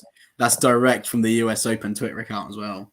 Wow, straight from the horse's mouth. I would be flocking there to go watch them practice. We got. I guess we still got Gael Monfils, kind of a bit of a comeback trail still, haven't we? He's playing well. Playing really well. Yeah. Where could he go? Draw dependent, I guess. Where do you think? What's the ceiling for Gael Monfils, the US Open? Well, the fitness has already skyrocketed from May when he won against Byers at the French Open, which I'm still not quite over. But I think that's 2 Byers matches at the French Open in the last 2 years, which will probably never forget until he wins the French Open himself, I suppose. And then obviously Monfils pulled out the second round straight away. So, but then he's had really good runs recently. He's looked in really good shape. So I think third round, if he has an okay draw, maybe fourth round. I wouldn't put too much. I mean, yeah, it's tough because obviously he's not going to be seeded. Yeah. And there's just so many good players in the draw. It's tough. It's kind of like with Murray. It's like, yeah, he can win some matches, but how far can they go against all these really good players when age and injury are catching up with them? That's it. Yeah. Exactly. And you're not going to. It's very unlikely you're going to win a match in an hour and a half or a couple of hours. It's going to be a bit of a dogfight potentially for those kinds of players. Yeah. So I've got the men's wildcards here. Okay. Go on. So we've got John Isner. Okay. Everyone cheered in excitement. Alex Mickelson, who's been playing some very good tennis, I think Atlanta and on the Challenger Tour. I think he's been having a really good year. Okay. Or recent few months at least. Michael Moe, yeah. Surprised he even needs a wild card. I think he's been awesome. Yeah. I guess it was just like he would have been in the qualifying draw and they were like, no, needs straight to the draw. He's good. He's great to watch. Mo's great to watch as well. Michael Moe. Steve Johnson. Wow, Steve Johnson's got one. Okay. Still going strong. Still going strong, yeah. Ethan Quinn. I think he's quite young. I think Ethan Quinn. He's not the guy that did well at one of the either the junior French or junior Wimbledon. There was a young American. I think so. He's 19. Yeah. Okay. Yeah. Okay. Lost to Vukic in Atlanta, who went to make the final. So, yeah. Okay, this is a player I've actually never heard of. Liana Tia. No, never heard of him. 17. That might be the guy who, yeah. His picture on the ATP. He's got no picture on the ATP tour, but if you look at it on Google, it's just a picture of Green next to his name. I was like, that's not him. But he's 17. Crikey, okay. That could be interesting. Benjamin Bonzi. That's quite a surprising wild card, to be honest. I like that. Is. And your Australia-US pick, theory or fact, if you know, seems to have come true. It is Rinky Hijikata again. I'm pretty sure it was a qualifier last year, and he was fun. He took a set off Nadal. Right. Okay. Yeah. I remember that actually. I wonder if they might have, because Benjamin Bonzi is a bit. I wonder if they've got an arrangement with the French as well, because that's a bit of a random one, isn't it? I think there was an American wild card at the French this year. I think. Okay. Yeah. Quite surprised Maxim Cressy hasn't got one. I guess out of all those Americans too, but. Yeah, that's surprising. But I guess they want, because that's why they got a 19-year-old and a 19-year-old and a 17-year-old, and they've got two veterans in Isner and Johnson, and then Mickelson's a young as well. I mean, he must be in 20 or 19. Yeah. But they've actually he's 18. 18. He's 18. Really? Yeah, Mickelson's 18. Okay, I've seen his name around for a while. They've actually got a lot of choice, though, haven't they? In terms of their kind of their local wild cards, they actually have a lot of choice. It's not just like it's not like Wimbledon, right, where they're sort of scrambling to try and find some players. They're like right, Liam, we're pulling people out of the crowd. Yeah, like Liam, you're in. Go, you're in. Yeah. Liam's first name on the team sheet, like. What's his name? James Ward. He's still playing? Oh yeah, they get him out of retirement. Yeah. And then so women's. Yeah, the top two names in the women's is awesome. We've got Venus and we've got Caroline Wozniacki. Amazing. Okay. Yeah, cannot argue with those. Can't ask for anything better than those two. God, I'm so excited to see Wozniacki back as well. They could play each other, right? They could. Ashlyn Kruger, Robin Montgomery, Kayla Day. I think they're all American. Okay. Hang on. I think I recognise this girl's name. Clervy Ngunu, who I think she had a really good run recently somewhere. I don't know. What's her name? Clervy Ngunu. I think that's how we say it. I'm not sure. I'm really sorry if I got that wrong. Okay, just getting it up. Yes, she's only 17 as well. 17. Wimbledon Juniors. Oh, she won Wimbledon Juniors. That was it. She won Wimbledon. Yeah. I knew I recognised her name. And then Fiona Ferro, who's French, I believe. Oh, yeah. Just looking at, there is that French thing, right? French connection. Must be. And then Storm Hunter. Yeah. Who's Australian. Okay. Oh, Liam Brody's back in the second set. Come on, Liam. Good man, Liam. Friend of the show. Friend of the show. Cedric saying, I think Draper is a talent will win a future Grand Slam. I hope so, Cedric. I'd love to see it. If he stays fit, I guess it's not impossible, right? He's going to have a lot of competition, though, even if he does stay fit. I've seen a lot of, top analysts say that he's top 10 worthy. He's just his body. Yeah. He's got a great forehand, hasn't he? Really, really good. Yeah, I actually really like his backhand on the defense. He's so broad as well. He just hits through really, really solidly. Yeah. Do we know what time the draw is tomorrow? John's asking. Oh, I don't want to think about it. I know Schwartzman's getting Alcaraz first round, and I'm like, wait, won't it be on Friday? Let's have a look. It's usually Friday, I think. Yeah, I don't think they're through. How many rounds of qualifying have they had? I think it's just the one still, right? Yeah, we're still in first round, so yeah, we'll definitely be Friday. Okay, yeah. Getting ahead of yourself. Oh yeah. Oh, he's pulled up the receipts. He's made us look really stupid. Whatever, John. Okay, so I guess so. Yeah, because maybe the second day is today, and then they're doing it before qualifying. Fair enough. Okay. Yeah. I'm not. Okay. I'm really not looking forward to it. I have to. It's just. It used to be fine because my favorite players used to be seeded in the top 15, top 10, top 20. So And now they're both outside the top 90. So actually, teams inside the top 85 again. But would you like team to play Schwartzman, Jeffrey? Because at least you'd get one in the second round guaranteed. I've thought about it. Yeah, I've thought about it. I think I would, but also it would make me sad that only one of them could go through. But at least I wouldn't be too upset because they're playing each other and beating each other. So yeah, it would just be really sad because that's a former ATP Tour level final. It's a former French Open quarterfinal. They've played so many big good matches over the years. Seeing them as just about getting onto the entry list, playing each other in the first round would be a bit of a shame. But I suppose I'm going to take what I can at this point. Absolutely. In terms of timing, I want to say around 11 p.m. US, 11 p.m. 11 a.m. 12. Lovely volley. Sorry. Sorry. Oh, that was gorgeous. Wow. Mm. I would say about 11 a.m. 12 p.m. US time, so probably like 4 or 5 here, if I was to guess.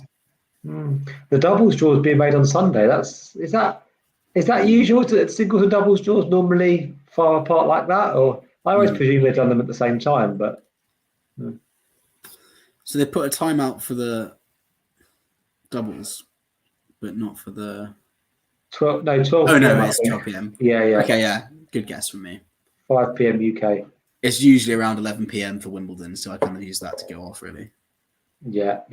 Serve and volley from Korda here. A nice volley. Nice. Keeping his nose in front, isn't he? Yeah, he's just. He hasn't really hit top gear yet, but he's doing what he needs to do. Yeah. Might check a few qualifying scores actually. Yeah. Oh, Maximilian Martera through to the next round. I love watching him play. Oh.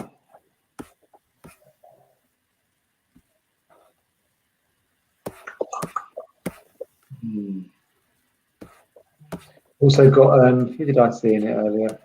Got Dennis Sandgren as well, who's won today against Dennis Kudla. Crikey! Yeah, Dennis Sandgren. I haven't heard his name for a long time. Yeah, well, he only stays relevant by spewing right-wing conspiracies and anti-vax stuff on Twitter. Yeah. And that's not a dig. Like he's been playing like ITFs, like. Yeah. He probably got a wild card into qualifying or something. Former Australian Open quarterfinalist twice. Yeah, should have beaten Federer at the Australian Open when he had no, he was the kind of player who, when he peaked, he was very, very decent. Yeah. Apparently yeah. That's how I knew he was in New York for the tennis. I was like, oh. Here's that attention you ordered, tennis. It does make me laugh that he's called tennis. There we go. There he is. Oh, wow. Oh, yeah. God. That's very scary. Oh, Liam. A point for a double break. Go on, son. Come on, Liam. Speaking of the Brodies, is Naomi fully retired? Is she just commentating now, or is she planning to get back at some point? Good question, and I don't know the answer. John, you should know this. You're tight with Liam and his coach. Yeah, so that's true. Is his sister still playing, John? She's also an absolutely fantastic commentator, so I will not complain if we just only hear her in comms from that one because she's brilliant. Right, yeah. Her and Laura Robson are awesome. Laura Robson's very good, yeah. I agree. Wish we could get them on the Wimbledon coverage next year instead of the same old boring McEnroe, Andrew Castle. I know, God. I was getting really frustrated this year. I'd really kind of hit my limit with those two by the second week. I was really fed up. McEnroe and Castle, yeah. Yeah. And it's like, and because the BBC and Anis is brought to you by Andrew, and everyone's like, please say Cotter, and it's Castle. Andrew Costa's excellent. Yeah, I agree. Yeah, brilliant. I love and Nick Mullins as well, who both by I wouldn't say Corsa's mainly a rugby commentator, but he does do the Six Nations commentary every year. Yeah. Nick Mullins does the Premiership and Six Nations Okay. every year. So Nick Mullins is a rugby commentator and miles better than McEnroe and Castle. God, David Law's good as well, the radio guy, and he also does a bit of TV at this podcast. He likes getting into a few scraps on Twitter, doesn't he, David Law? Does he? Yeah. Yeah.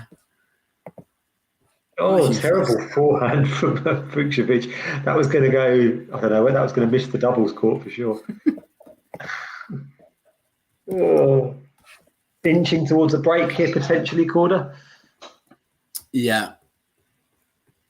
I do love Fucsovics' shorts. They're so cool.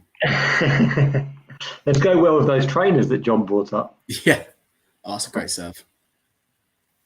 Oh, you've got ahead of me, I think. I'll very quickly pause it. That's all right. I think it was only a couple of seconds. Cool. There you go. So hard to sync it up perfectly. I know.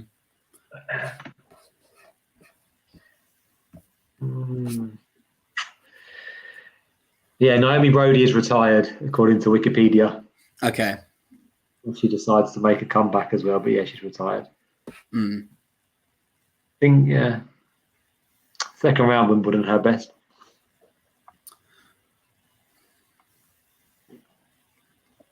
Yeah, well, she's no, I did like her as a player, but yeah, I've got to say she is awesome on the commentary.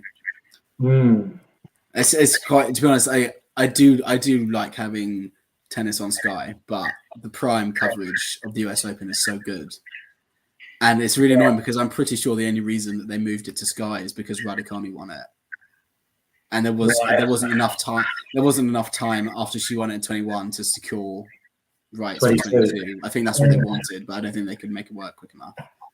Surely they're going to. Surely they'll keep a lot of the presenters and stuff, and hopefully they'll have Mark Petchey on as well. That would be nice. I mean, I've been watching qualifying this week, and it's a lot of American commentary, which is fine because I think that'll probably I don't think they'll probably have the main people there for the qualifiers, will they? No, it'll probably change, I reckon. Hopefully, but yeah, it's just so Prime so easy because like nearly everyone, I would say nearly most people have Prime. First of all. You can get it. You either get it on your Skybox, you can get it on your smart TV, you can have it on your Xbox, your PlayStation, whatever you've got, whatever you use to watch stuff on your TV with. Yeah, it's very accessible. And if all else fails, you can still get it on your laptop and choose any match you want at any time. Yeah. Whereas with Sky, you need the Sky box, and otherwise you are stuck with whatever they're showing. True. There's something nice though about it not being on a stream as well, not having to worry about going on Twitter and having any spoilers. True. Or going on X. Cool. Well, soz to the authorities, but I will certainly be using some illegal streams next week for the matches that I want to see. Yeah. I remember getting really annoyed. This sounds very anti-British of me, but I was really frustrated one year because I think it was 2018. And it was first day, and Team was like 5th seed or something, or like a top 10 seed at least. And he was the highest seed playing at the time. So I was like, come on, surely they're showing Team. And they were showing Carl Edmund, who like wasn't even like seeded. Well, it was like I can't remember. I was seeded quite low, and I was just like, "Come on, like, I want to watch Team." And on the other channel, they were showing a women's match because obviously they tend to show one of each on each channel. So that was frustrating. That's what we're going to have with Sky Sports. Is it's all going to be the British players for the first few days. Well, none of them are going to make it at this point.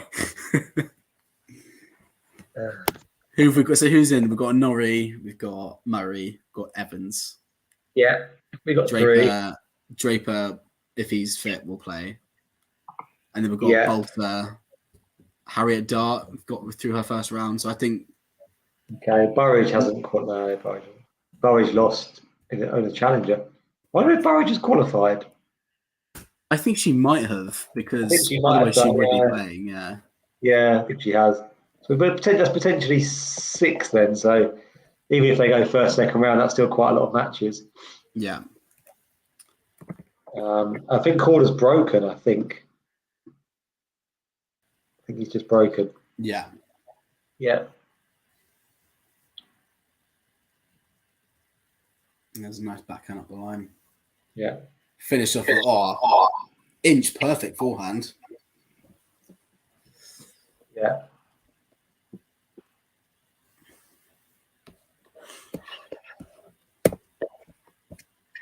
Oh, I'm gonna have to go just at 9. I think. Hopefully, we'll see the end of this through. Might be finished in 15 minutes potentially. Yeah, should be. Yeah. Oh. Yeah, I think Fucsovics is kind of done his classic, make things tricky, cause some issues, but I think just. Yeah, if Korda comes through, I think it's his best win. It'll be his best win for a while, probably since Queens. Yeah, I'm trying to think who he went through at Queens. Let's have a look. Korda carp fishing. No. First round to Chorich. Yeah. He did beat Echeverria in Toronto. Oh, okay. You got a win there. That was decent. When they lost to Vukic in a tiebreak, so that wasn't too bad. Shevchenko first round of Washington. That's disappointing. He beat Norrie at Queens and Tiafoe and Evans. Okay, that was a good run. Yeah, he was on his anti-British rampage there. Yeah. 3 good wins there, all straight sets as well. Korda potentially. I'm still quite. Yeah, I still think he's going to have a good US Open. I think. Yeah. But last time I picked him to do well at a major, he went out in the first round. So I'm going to be tentatively hovering over his name. I wonder if Yuri Vesely is in the main draw. Yuri Vesely.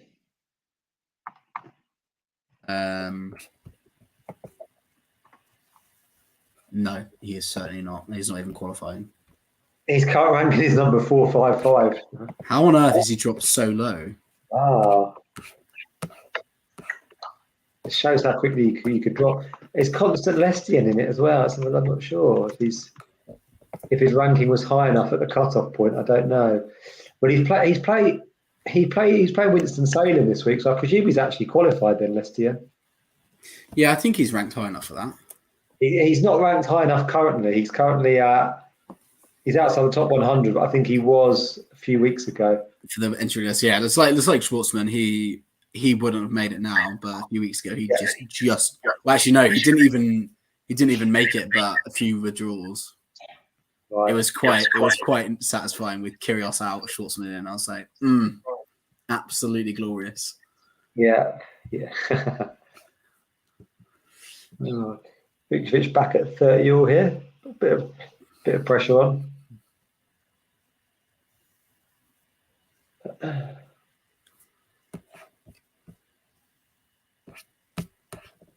I'm going out to New York, by the way, Jeffrey. Really? Yeah.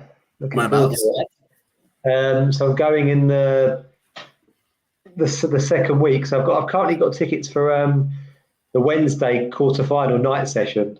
Wow. I can't wait. You going with anyone or just by yourself? Well, I'm just going by myself. I'm going to New York with my girlfriend. I'm going to the tennis by myself.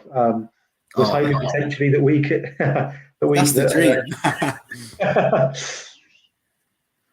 Was hoping that Talking Tennis could have got some press stuff, but yeah, unfortunately we're turned down. I think. Nice. Well, John was doing some live stuff, I think, from New York last year.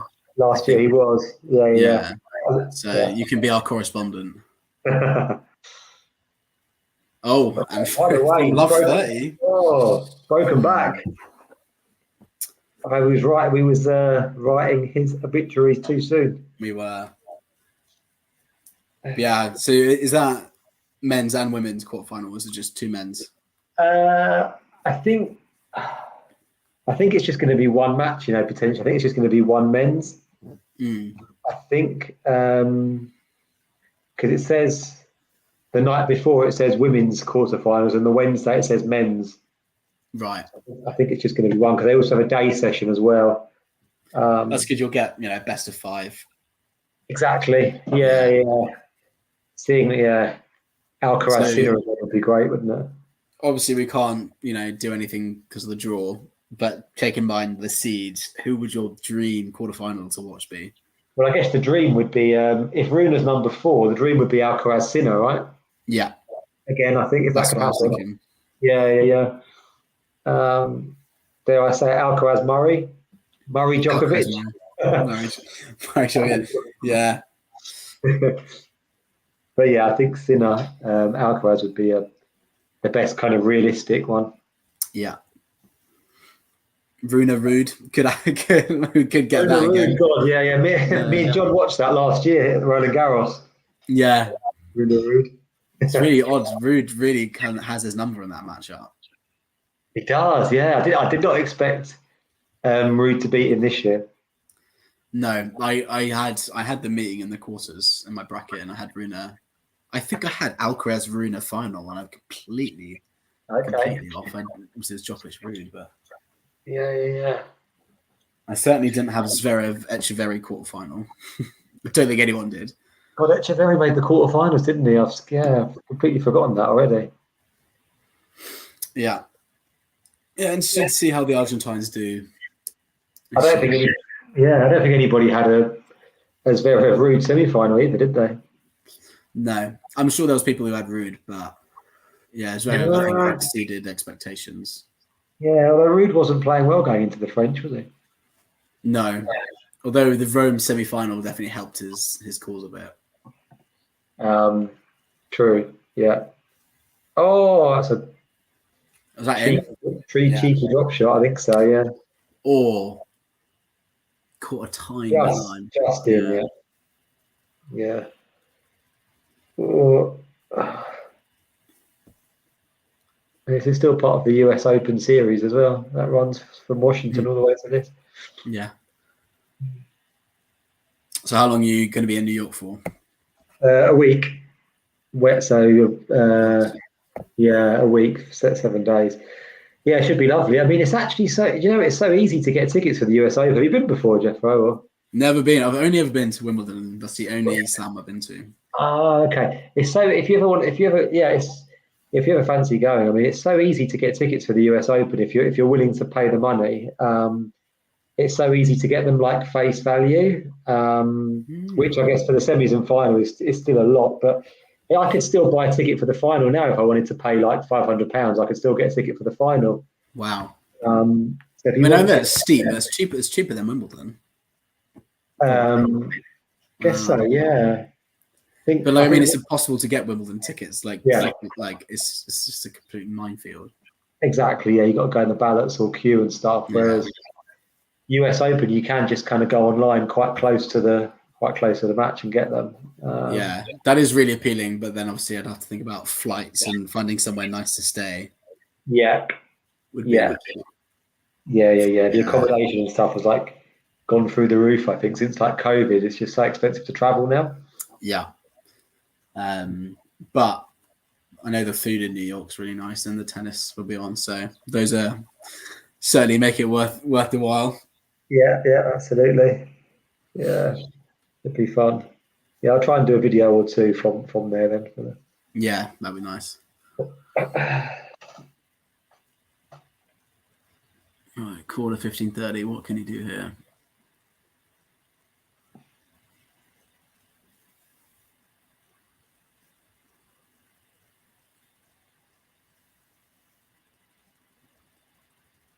Oof, just long. Oh yeah, in that 30 all. It was the right shot to go for, but yeah. That's a classic commentator thing. It was the right idea, but not the execution. Yeah, that's probably Andrew Castle's got all of the catch.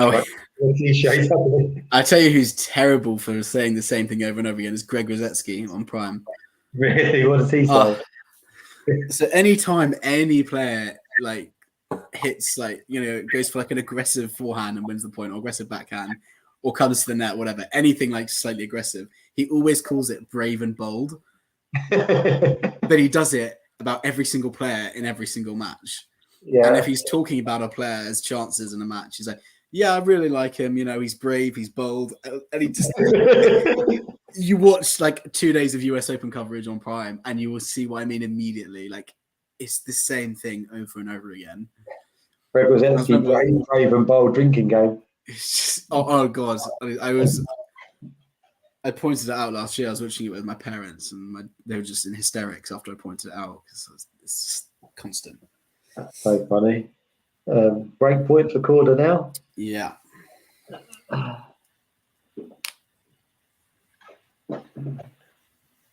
Andrew Castle likes to tell us how the scoring system works as well in tennis, doesn't he? When he's doing the Wimbledon coverage. Yeah, and I understand that for people just tuning in, you know, casually. Yeah, casual fans. Yeah. Oh, he saved it. Oh no! No, when it didn't. I thought I was going to drop over. It didn't. Was that the right shot? I mean, maybe it probably was. He was far back corner, wasn't he? Yeah, not the right execution and all that. Great forehand down the line as well. That's so was the right option. Probably was the right option. Yeah. It must be so infuriating though when you do a great shot like that and then miss the easy one. Yeah. Saw Greg in press room in Madrid. He wasn't happy about there being no coffee. Wow. That's relatable, to be fair. Yeah, but how not happy was he, John? Was he like? Yeah, was he being brave and bold? Was he being brave and bold? Was he demanding that the manager come speak to him? I don't think he's that kind of guy, personally. Because he's got a very good voice for commentary and punditry, I think. He does, yeah. And he knows the game really well. Yeah. Like, I'm not disrespecting him at all. It is just that phrase he says over and over again, and I can never like let that go. Like, serving for the match, then Korda. Here we go. First point's always a big one. It is, which he has. Yeah. Well, it's interesting because I hear commentators talk a lot about the first point, and they always come up with some statistic of how hugely important the first point of the game is. But then I never get the sense of that during matches. Yeah. Like a player loses the first point, goes love 15 down, they still hold most of the time anyway. Yeah, especially if you've got a big serve as well, right? It's not really a big issue. Yeah. Greg had a good serve. He did. Very good serve, yeah. He got to a pizza restaurant once, actually. Did you? Yeah, I was really young. I didn't know who he was. My mum pointed him out. I was like 7. Still just getting into tennis. Didn't know my tennis history just yet. He got to a slam final, didn't he, as well?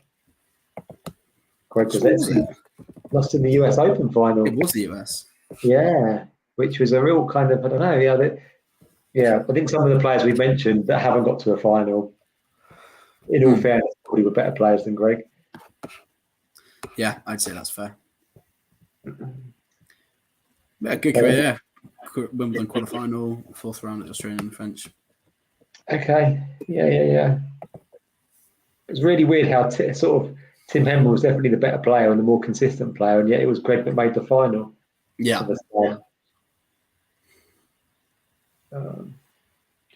Yeah, because I mean the Henman era kind of, I wouldn't say ended when I just got into tennis, but it wasn't really prevalent as much. Oof, that's a really nice point for Fucsovics.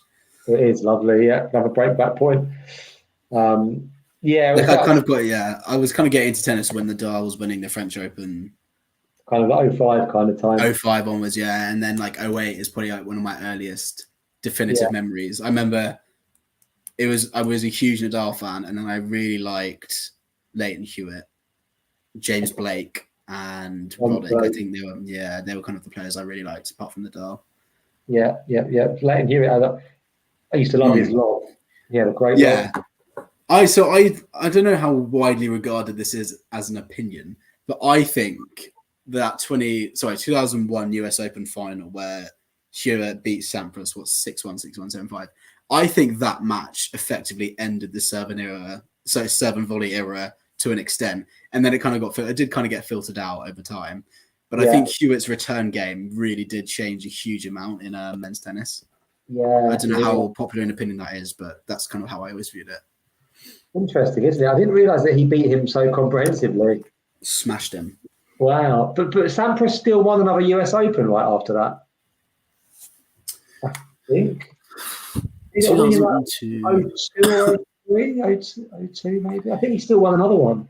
I think Roddick won it in 03, so 2002 he may have done. 2002, yeah. Was it Agassi? He beat Agassi. Okay. He always kind of had slightly the better of Agassi, didn't he? Yeah. It's match point as well. Yeah. Match Looks point. like it might finish just on 9 o'clock.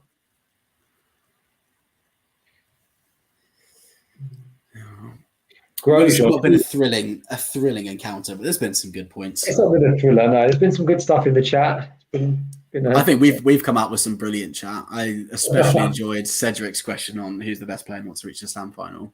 Right, yeah, that was the highlight of the match for me. That question. Yeah, grateful one, Korda. Oh, Korda's on top here. He's coming forward. Got it now. Should be. He's still got to put it away. Oh, when he's good defensive shot. Oh no! Oh god! I've got ahead in a second as well. Pretty much after this game. Hopefully, that's okay. Yeah. Hopefully, it closes it out. Hopefully, it closes it out. You'd have put your house on him. There was a really good defensive lob from It was, to be fair, yeah. I guess he's got a lot of time to think. It's on match point, right? He's probably thinking about a lot of things went through his head as he was watching that ball. Definitely. We're getting close to 3,000 subscribers. Thank you, guys. Oh, very nice. It feels like just yesterday we hit over 1,000. Yeah. I say we. I mean, I'm a very random guest. Yeah, me too, really. I'm not on it too often. Oh, God, that was a double fault from Korda. What's he doing? Jamie's got to go at 9, Sebi. Come on. No, come on. Very inconsiderate. So rude.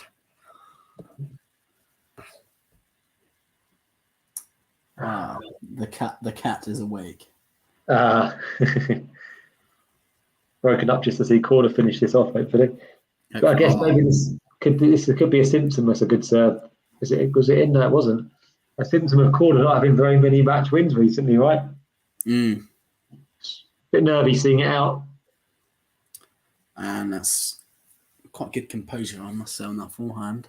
Yeah. Fucsovics goes long. Another match point. Oh, yeah, so very quickly, did we agree that? So did we say Ferrer is the best player to never win a slam? Are we confident with that? Best player never to win a slam. I feel like they've probably got to have made a slam final for them to count. Probably. Yeah, true. I think Davidenko was slightly better, wasn't he? And over a longer period as well. I'd go either Nalbandian or Ferrer for that. And if someone were to say, "Oh, I think it's Burdick," or "I think it's Songa," I'd be like, "You know what? Fair enough." Yeah, Songa was amazing. Any of them.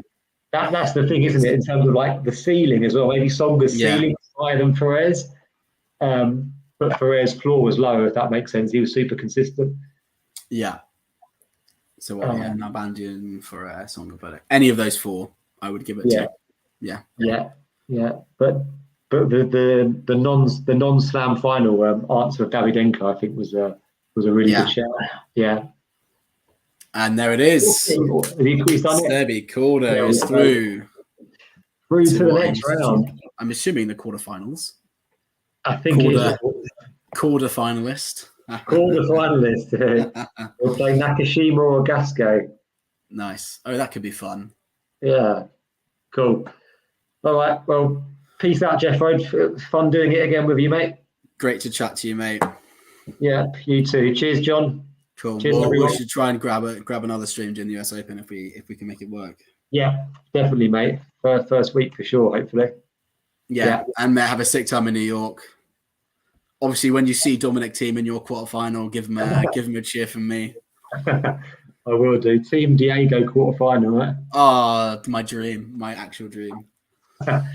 Brilliant. All right, take care, mate. See you later, everyone. You too. See you soon, mate. Bye.